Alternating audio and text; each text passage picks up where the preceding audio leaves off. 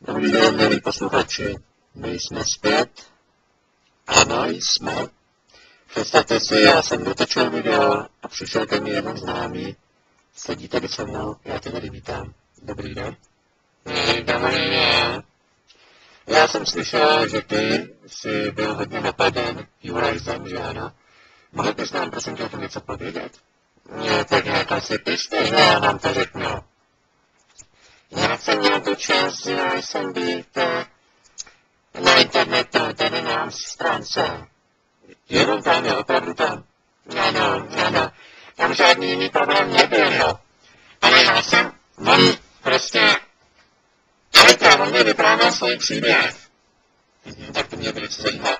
Mohl bys nám o tom říct něco víc? No, tak mě nechte ale domluvit, ne? Ano, pardon, já se omlouvám. No, tak tady.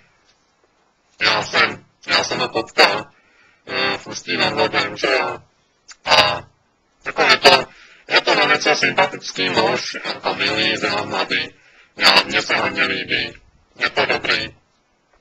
A je to teda Čech, jo. No, to myslím, že nám došlo.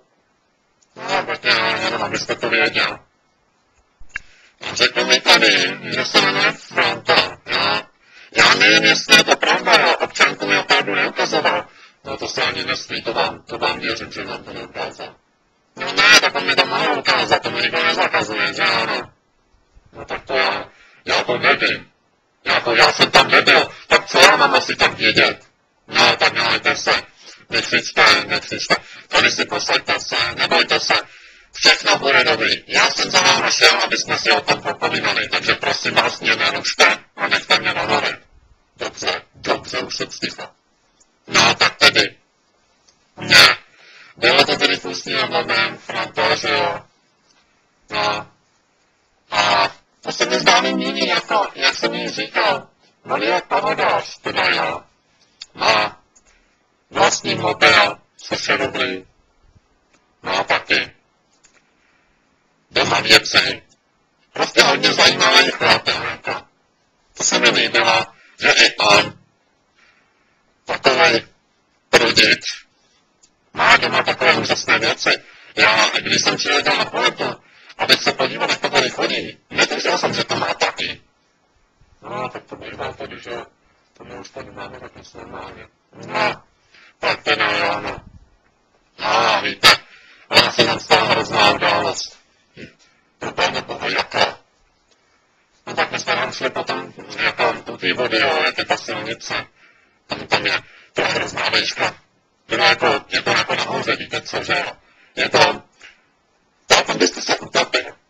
No, tak jistě, já jsem tam byl. No, dobře, to nevadí. No, on tam byl takový chlap, jako jo. Hlavej, divnej, mně se zdál už divnej od začátku, když jsem ho viděl na nádraží. Počkejte, vy jste ho viděl na nádraží, jako... To je jako kdy to bylo? No tak 2 hodiny předtím, jak tam byl s tím chlapem, jak tam hledal, jak koukal na toho Jurajse, to on tam o něm mluvil. No jako bude přes dívku furt, jako dlouho, Franta. A on se jako domlouval, co mu má udělat, jako za to, že ho neposlouchá, nebo já nevím, to jsem jako neslyšel, jo. Ta memory už mi neslouží. No, dobře, tak povídejte dál. My jsme velice natěšení, aby jsme zjistili, co se vlastně stalo s Jurajsem. No, tak to já vám hnedka řeknu. My jsme šli do té vody, že jo, a mám prostě, tam šel ten chlap, jako, já říkám, ten je opravdu divný. Tak jsem do Jurajsové řekl, jo, no, ale prosím tě, vy ty lidi jsou hodně stejně jako já. To bude všechno tak v pohodě, jako, neboj se. Počkej, tady to děláte jako hlasem, že je to tajné. No tak trošku, jako, ale takhle jsme byli, jako jo, to já když vidím asi tak jedině tohle. Aha, tak to nevadí, tak to pokračujte. No, dobře tedy. Ten chlápek se prostě rozběhnul jako na něj. Já jsem na něj zval, ale na Jurajze. Prosím tě, pozor, divotý vody, ten chlap jde na tebe. No, on mě neslyšel, že jo, protože si zrovna běh na kafe. Nevím. Tam byla nějaká bažecká mysl, na to všichni ty Češi ulítlí. To máte pravdu. No, já vím. No, a prostě on jak běžel, tak ho stopnul do vody, že jo. A on se tam asi 3 minuty topil. Já jsem ho nemohl vyndat za každou cenu, protože já jsem si musel sundat boty. Zabezpečit systém, to, abych se pak rozbil, to by bylo špatný. No jasně to chápu, že tam nesmí nikdo z nás, takže proto musíme se připravit, než skočíme do vody. No, tak jsem potom vytáhnul, že on byl takový mrzout. Prostě pak už byl takový divný a prostě musí furt jenom napravovat. Nikdy nepoužije normální smajlíky. Vždycky jenom nějaký smutný. Chvilku, to nevím, jestli má a neměl. A tak, myslím, že je tak všechno. No, tak dobře, takže my vám děkujeme, my se tady sami naučíme. Ano, nashledanou.